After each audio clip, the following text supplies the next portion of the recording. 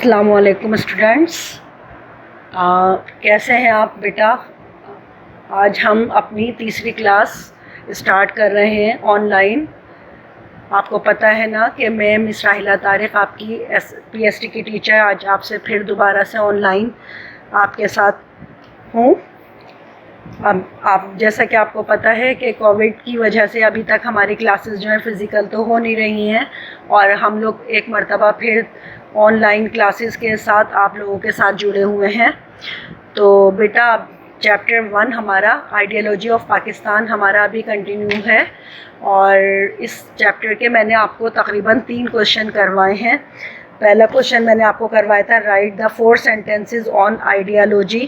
دوسرا کوشچن میں نے آپ کو کروایا تھا write down the sources of Islamic ideology, اور تھرڈ کوشچن میں نے آپ کو کروایا تھا content write any 4 content of ideology. تو یہ 3 کوشچن آپ کے ہو گئے تھے اس چیپٹر سے۔ اب اسی چیپٹر سے جو لانگ کے ابھی میں چاہ رہی تھی آپ کو پہلے شارٹ کے ہی کوشچنس کمپلیٹ کروا دوں۔ یہ جو کوشچن میں نے آپ کو کروائیں یہ سارے شارٹ کے ہیں۔ یہ شارٹ کی کوشچن کمپلیٹ کرنے کے بعد پھر ہم اپنے لانگ کوشچن کی طرف آئیں گے۔ شارٹ کوشچن جو ہیں ویسے بھی آپ کو پتہ ہے کہ کسی بھی چیپٹر سے ریلیٹڈ ہمیں زیادہ نکالنے ہوتے ہیں کیونکہ وہ شارٹ ہوتے ہیں، اور لانگ کوشچن جو ہیں اس چیپٹر سے 2 کوشچن ہوں گے، وہ میں آپ کو بعد میں کرواؤں گی۔ اس کے بعد والی جو ہماری کلاس ہوگی اس میں انشاءاللہ تعالیٰ میں آپ کو لانگ کے کوشچن کرواؤں گی۔ تو آج کا جو ہمارا کوشچن ہے question number 4، write the any one statement of Quaid-e-Azam about the ideology of Pakistan.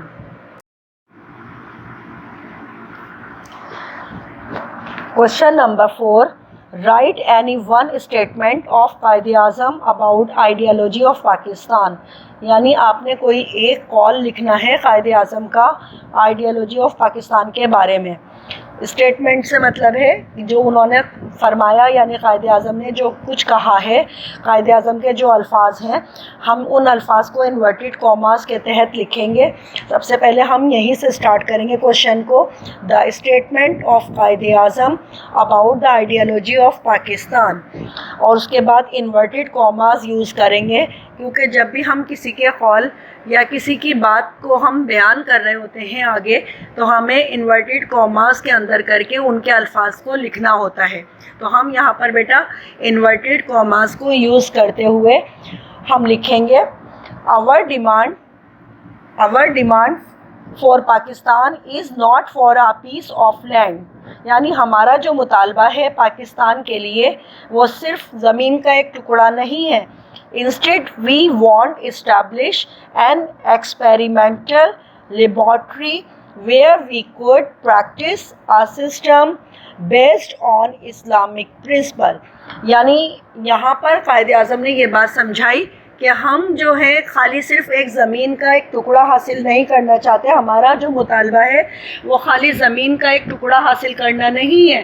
ہم صرف زمین نہیں چاہتے ہیں، ہمیں صرف زمین کی ضرورت نہیں ہے، بلکہ ہم اس زمین کے اوپر اسلامک جو ہمارے طور طریقے ہیں، جو ہمارے اصول ہیں، جو ہماری روایات ہیں، جو ہماری یعنی جو ہماری ثقافت ہے، ہم ان کے تحت وہاں پر زندگی گزارنا چاہتے ہیں۔ یعنی یہ بات آپ سمجھ گئے ہوں گے، کیونکہ بیٹا آپ کو پتہ ہے نا کہ آئیڈیالوجی آف پاکستان میں ہم یہاں پر جو چیز کو لے کر بحث کر رہے ہیں، جو ہمارا ٹاپک ہے وہ 2 قومی نظریہ ہے۔ 2 قومیں بر صغیر جو تھی، ہندوستان جو تھا وہ صرف خالی ہندوؤں کا ملک نہیں تھا، بلکہ وہاں پر ایک بہت بڑی جو تعداد تھی وہاں پر مسلمس کی بھی تھی۔ ہندو کے ساتھ ساتھ مسلمان بھی وہاں بہت سارے لوگ رہتے تھے، اور 2/3 کی اکثریت کے ساتھ تھے وہاں پر۔ اب جب ایک اتنی بڑی میجورٹی کے اندر مسلمانوں کی تعداد ہوگی تو ظاہر ہے ان کے لیے وہاں پر فریڈم ہو کر اپنی روایات، اپنی جو لائف کلچر ہے اس کے ساتھ زندگی گزارنا ان کے لیے بہت مشکلات تھیں۔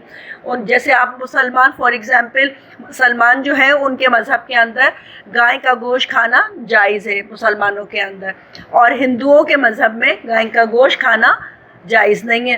تو وہاں پر جب گائے کا گوشت وہاں کٹ نہیں سکتا کیونکہ وہاں وہ لوگ گائے کی پوجا کرتے ہیں ہندو.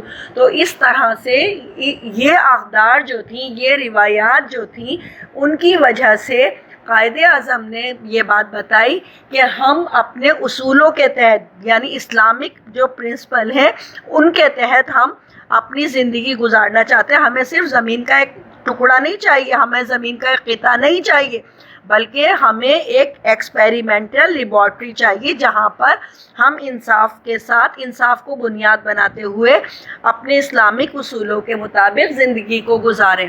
یہ آپ کو انشاءاللہ تعالیٰ سمجھ آیا ہوگا اس کوشچن کا مطلب. اب آپ کا کوشچن نمبر 4 کمپلیٹ ہو گیا ہے. کوشچن نمبر 4 کمپلیٹ ہونے کے بعد ہم آ جاتے ہیں اپنے اگلے کوشچن کی طرف. اگلا کوشچن ہمارا ہے کوشچن نمبر 5.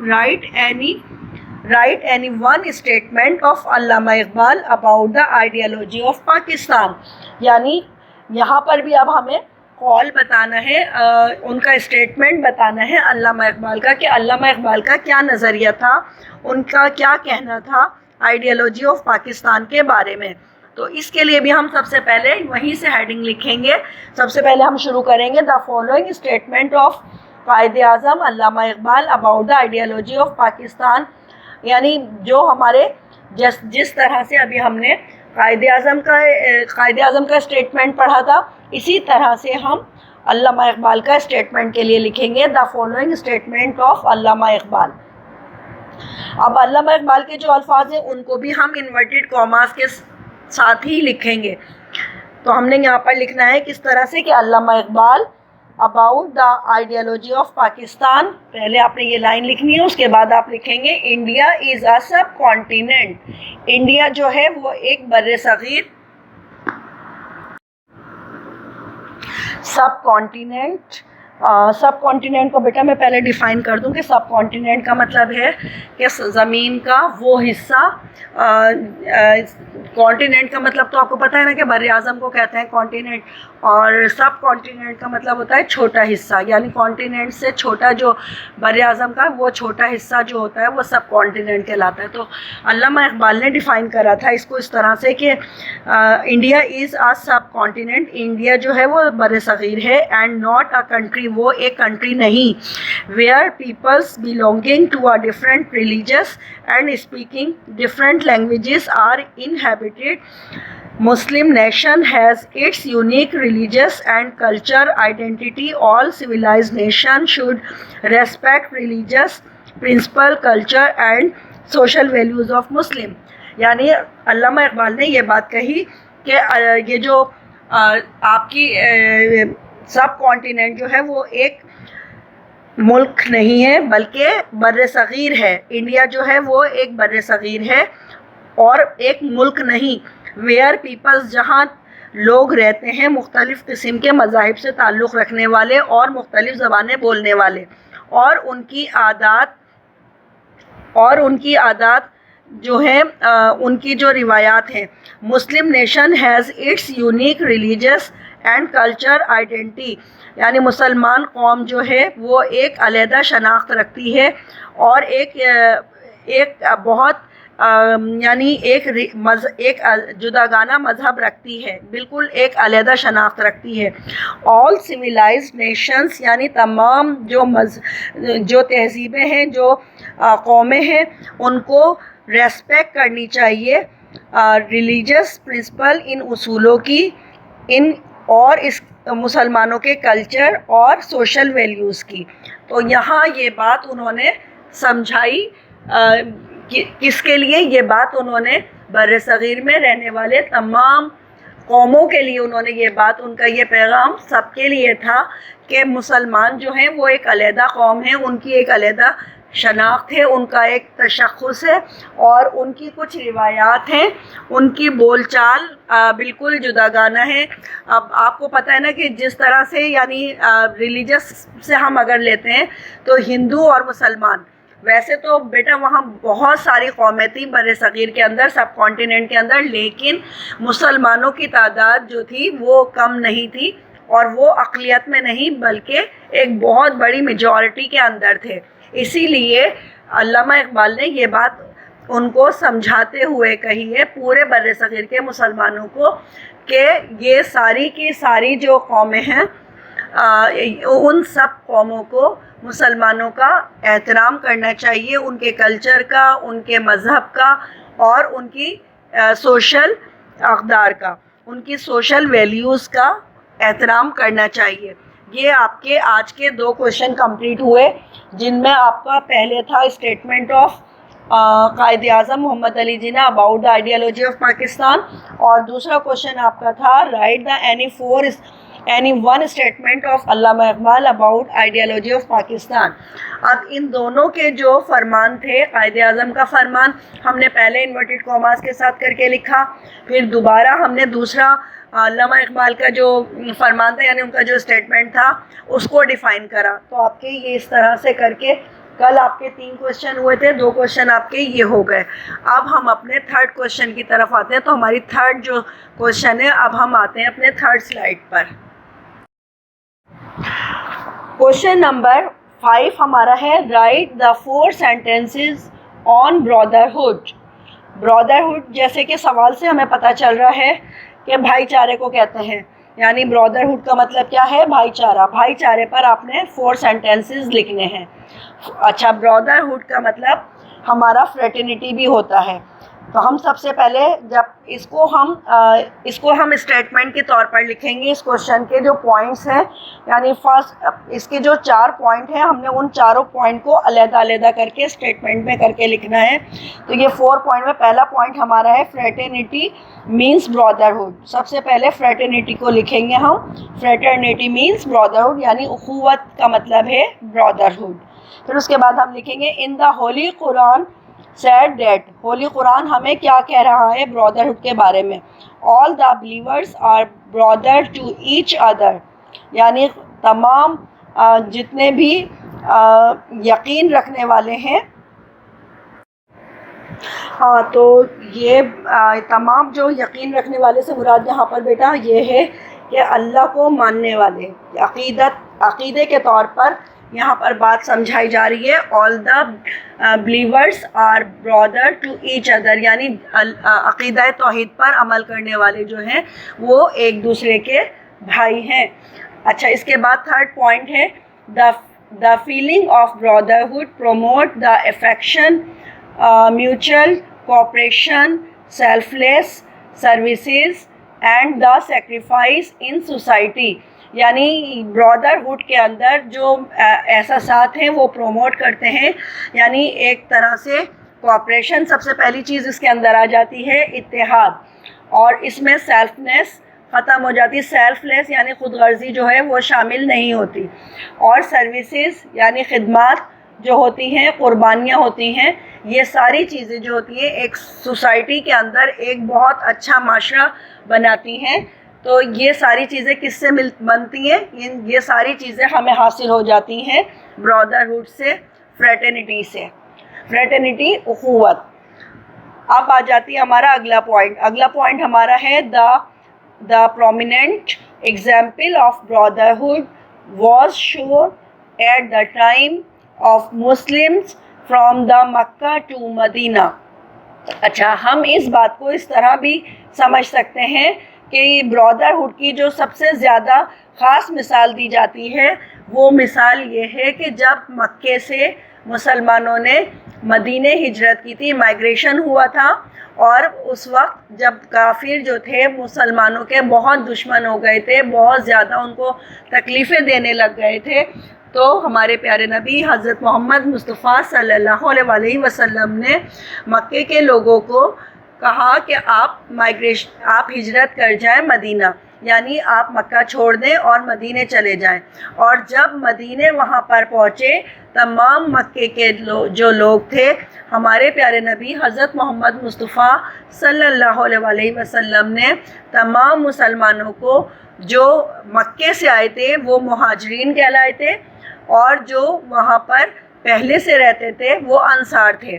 تو مکے اور مدینے کے رہنے والے تمام لوگوں کو ایک دوسرے کا بھائی بنا دیا تھا، جس سے ہمیں برادرہڈ اور فریٹرنیٹی کے بارے میں پتہ چلا کہ فریٹرنٹی ہماری کیا ہے۔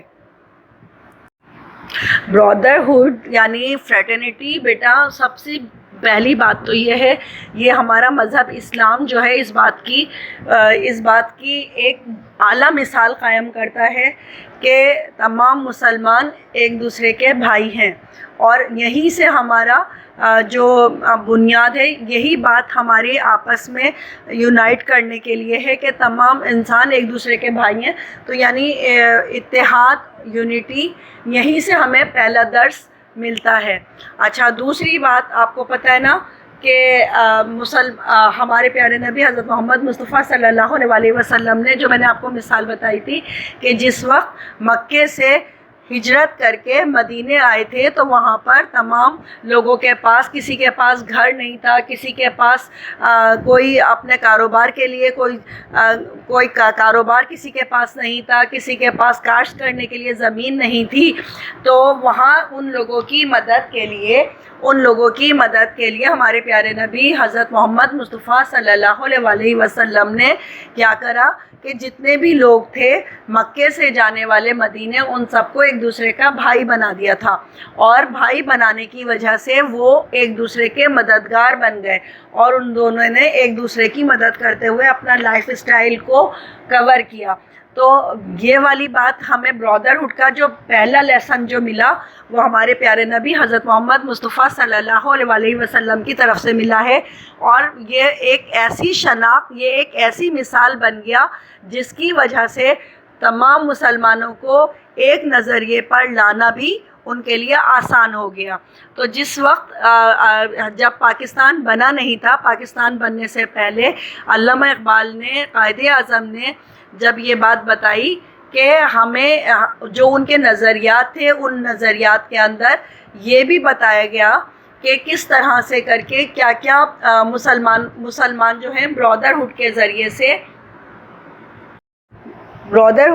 سے ایک دوسرے کو متحد کر لیں، تو یہ بات بھی ان کو سمجھائی گئی۔ اب ہم آتے ہیں اپنے اگلے کوشچن کی طرف۔ نیکسٹ ہماری اگلا کوشچن ہے، write the principle of democracy in Islam. بیٹا ہمارا لاسٹ کوشچن، آج کی جو ہماری کلاس ہے اس کا لاسٹ کوشچن ہے، write the principle of democracy in Islam. There are, اس کو ہم آنسر میں اسی طرح سے لکھیں گے کہ there are 4 principles of democracy in Islam. اسلام کے جو اصول ہیں وہ 4 اصول ہیں۔ پہلا ہے جسٹس، دوسرا ہے ایکویلٹی، تیسرا ہے فریٹرنٹی، اور چوتھا ہے ٹالرنس۔ پہلا یعنی جسٹس یعنی انصاف، دوسرا ایکویلٹی یعنی برابری کا جو نظام ہوتا ہے، یعنی ایکویلٹی کا مطلب ہے برابری کا نظام۔ پھر اس کے بعد تیسری فریٹرنٹی یعنی برادرہڈ اور اخوت بھی ہم اسے پڑھ سکتے ہیں۔ نمبر 4 ٹالرنس یعنی برداشت، ہمیں برداشت۔ اب ان 4 پرنسپل کے ذریعے ایک ڈیموکریسی قائم کی جا سکتی ہے اسلام میں۔ اسلام کے اندر جمہوریت کے یہی اصول بتائے گئے ہیں، انصاف، برابری، اخوت اور برداشت۔ اگر یہ 4 ہوں گے تو وہاں پر ڈیموکریسی اسلام میں اس کے اصول یہی ہیں جن کو آپ کو میں نے آج ڈسکرائب کرا۔ اچھا، تو بیٹا آج کی جو ہماری کلاس ہے اس میں نے آج آپ کو 4 کوشچن کروائے ہیں۔ ان 4 کوشچن کو آپ نے اپنی کاپی کے اندر بہت نیٹ اینڈ کلین کمپلیٹ کرنا ہے اپنے جرنل میں، اور اپنے جرنل میں آپ نے کمپلیٹ کر کے آپ نے میرے پاس چیکنگ کے لیے لے کر آنا ہے۔ اور ابھی دیکھیں، آپ جیسا کہ آپ کو معلوم ہے کہ ابھی کووڈ کی وجہ سے فزیکل کلاسز تو ہماری ہو نہیں رہی ہیں، تو آج میں چاہ یہ رہی تھی کہ آج آپ کے شارٹ کوشچن سارے کمپلیٹ کرا دوں۔ تو بیٹا آج میں نے آپ کی اس کلاس میں، جو ہماری تیسری کلاس ہے آن لائن، اس میں میرے آپ کے تقریباً شارٹ کے سارے کوشچن میں نے آپ کے کرا دیے ہیں۔ اب آپ کے لانگ کوشچن رہ گئے۔ نیکسٹ کلاس انشاءاللہ تعالیٰ میں اس میں لانگ کوشچن بھی آپ کو کروا دوں گی، اور اللہ تعالیٰ ہم سب کو اپنے حفظ و امان میں رکھے۔ انشاءاللہ تعالیٰ نیکسٹ کلاس میں ملاقات ہوگی۔ اللہ حافظ، تھینک یو۔